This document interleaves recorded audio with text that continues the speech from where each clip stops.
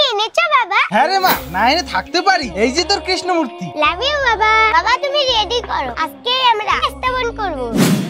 শোনো, মেয়ের জেদের জন্য আজকে আমাকে ছুটি নিয়ে আসতে হলো। তবে হ্যাঁ, এখনই আমাকে যেতে হবে। নন্দিনীর সাথে তোমরা কৃষ্ণ ভগবানকে স্থাপন করো। ঠিক আছে। হ্যাঁ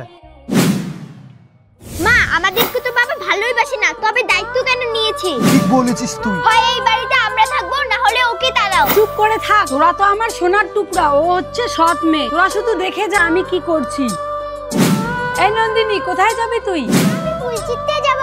একাই যাচ্ছিস? তো দিদি আর দাদাকে নিয়ে যা। ঠিক আছে মা।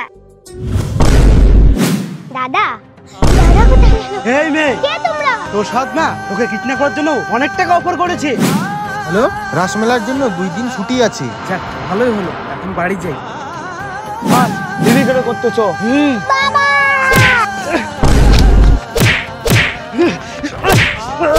বত তো কে পাঠিয়েছে? আমাদের কোনো দোষে তোমার স্ত্রী পাঠিয়েছে।